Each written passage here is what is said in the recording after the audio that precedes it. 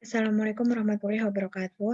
Halo teman-teman, perkenalkan nama saya Ananda Dian Kusumawardani, NIM 7211419149. Di sini saya akan menjelaskan tentang bab 5 yaitu sumber daya komputasi dan komunikasi.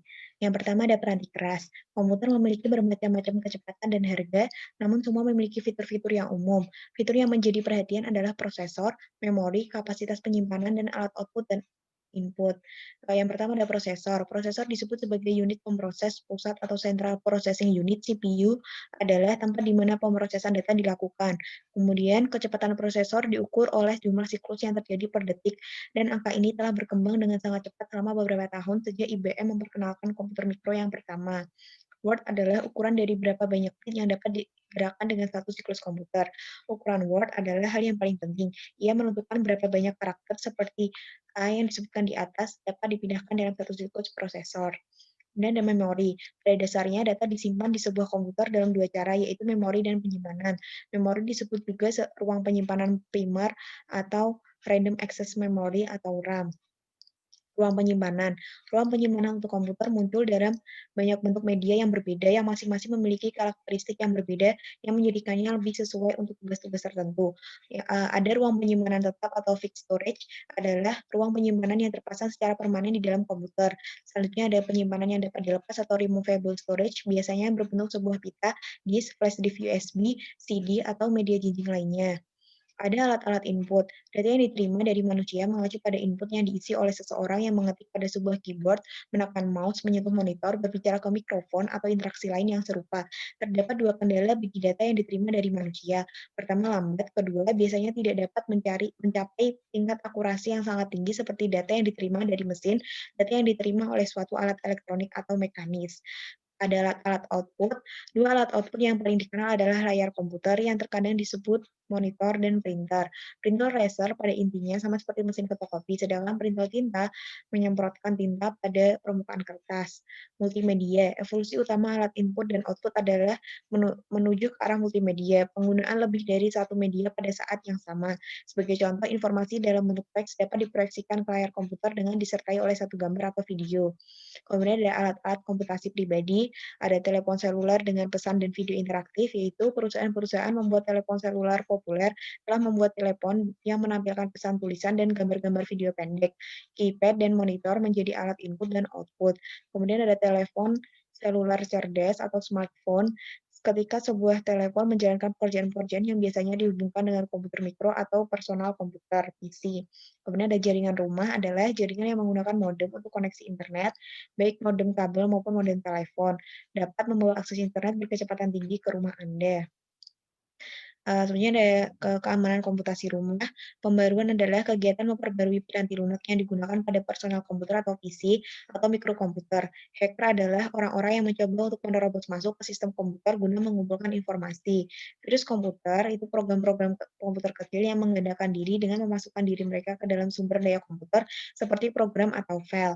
Keamanan komputasi rumah, worm hampir sama kerjanya dengan virus, namun worm tidak menempelkan dirinya ke program atau file.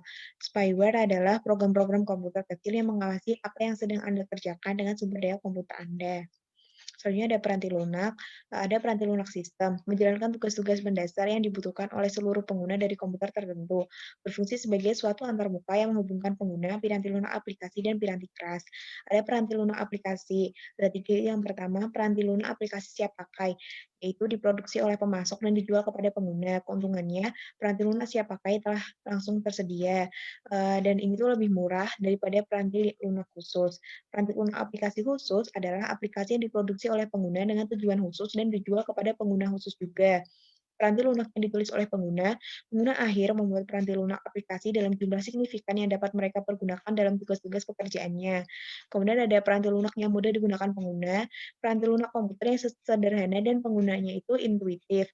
Karakteristik aplikasi yang mudah digunakan itu apa sih? Yang pertama ada dialog yang dipandu untuk mengarahkan pengguna sehubungan dengan data apa yang dibutuhkan, format data yang diminta, dan masalah-masalah serupa. Kemudian ada menu, daftar perintah dengan langkah-langkah yang ditampilkan ke bawah, dan icon. Kemudian ada pola dan formulir-formulir lisan, selanjutnya ada bantuan yang sensitif pada konteks, kemudian ada antarmuka berbentuk grafis dengan menggunakan simbol-simbol terstandarisasi. Kemudian ada komunikasi. Protokol adalah spesifikasi dalam pemformatan data yang akan ditransfer di antara peralatan komunikasi. Koneksi publik yaitu koneksi jaringan internet yang menggunakan kabel telepon sebagai penyalur data lewat modem telepon. Ada saluran pribadi yaitu koneksi yang menggunakan sirkuit yang selalu terbuka untuk lalu lintas komunikasi data. Selanjutnya ada jaringan pribadi maya atau virtual private networks, yaitu jaringan yang dibuat khusus dalam komunikasi internet tanpa adanya terminal atau link yang mengganggu. Selanjutnya ada komunikasi dan jaringan, dan ini adalah model preferensi interkoneksi sistem terbuka. Ada 7 lapisan dan dengan tujuan yang berbeda. Yang kita bahas dari lapisan ketujuh dulu, yaitu yang pertama lapisan aplikasi. Tujuannya itu melaksanakan komunikasi aplikasi ke aplikasi. Kemudian lapisan keenam, lapisan presentasi, itu mengelola konversi penyajian data. Lapisan kelima, lapisan sesi, membuat dan memelihara saluran komunikasi. Lapisan 4, lapisan transport, menjamin integritas pengiriman data dari ujung ke ujung. Lapisan 3, lapisan jaringan, mengedarkan data dari satu alamat ke alamat jaringan lain. Lapisan 2, lapisan data, memindahkan data dari satu alamat ke alamat jaringan lain. Lapisan 1, yaitu lapisan fisik, menyimpan dan mengambil data dari media jaringan. Selanjutnya yaitu ada protokol untuk komunikasi komputer. Ada sistem network arsitektur, membutuhkan satu komputer induk utama yang menghubungkan komputer-komputer lain yang terhubung oleh suatu jaringan, suatu urut-urutan hampir sama dengan menunggu giliran. Kemudian ada token ring, hampir sama dengan SNA yang membedakannya hanya pada saat mendistribusikan data, hanya satu komputer yang dapat mengendalikan arus data tersebut, tetapi komputer lainnya pun dapat mengendalikannya. Selanjutnya ada Ethernet, adalah suatu protokol terbuka bagi komunikasi peer-to-peer. Ethernet bekerja dari jalur transmisi tunggal. Tidak ada token yang diedarkan untuk menentukan komputer mana yang akan mengendalikan media komunikasi. Selanjutnya ada paket. Nah, paket data itu sendiri adalah suatu bagian dari data total yang akan dikomunikasikan digabungkan dengan alamat komputer yang dituju, komputer pengirim, dan informasi kendali lainnya. Salah satu penggantian paket yang lebih penting adalah TCP atau IP yang merupakan singkatan dari Transmission Control Protocol atau Internet Protocol. Nah, TCP ini menjalankan komunikasi melalui jaringan di antara dua komputer, sedangkan IP menangani paket-paket sehingga mereka dapat dijalankan di antara komputer-komputer pada jaringan komunikasi. Kemudian alamat jaringan internet. Nah, alamat IP sendiri ini tuh apa sih? Itu adalah 4 bagian kumpulan angka yang masing-masing antara 0 hingga 255 yang dipisahkan oleh titik. Nah, contoh alamat tersebut itu akan menunjukkan angka 172.16.254.1. Nah, itu tuh ada jaringan, host, subjaringan, dan komputer yang sedang dituju. Kemudian ada jenis-jenis jaringan. Kartu antarmuka jaringan atau Network Interface Card, NIC, bertindak sebagai suatu perantara di antara data yang bergerak menuju dan dari komputer atau peralatan lain di jaringan. Ada tiga jaringan, yaitu yang pertama jaringan area lokal atau LAN adalah sekelompok komputer dan alat-alat lainnya seperti printer yang terkoneksi oleh suatu media yang sama. Kemudian ada jaringan area metropolitan atau MAN adalah satu jaringan yang memiliki batas jarak fisik sebesar kurang lebih 3 mil. Selanjutnya ada jaringan area luas WAN digunakan untuk menghubungkan komputer-komputer dan alat-alat lainnya ketika jaraknya melebihi batas LAN atau MAN. Contohnya ada internet, ada 2, yaitu yang pertama ada intranet, menggunakan protokol jaringan yang sama dengan internet, namun membatasi akses ke sumber daya komputer hanya pada sekelompok orang terpilih dalam organisasi. Kemudian ada extranet, ketika intranet diperluas untuk mencakup pengguna-pengguna di luar perusahaan. Ada konvergensi komputasi dan komunikasi. Voice over Internet Protocol adalah perlewatan komunikasi suara melalui internet laksana komunikasi digital. Sekian dari saya.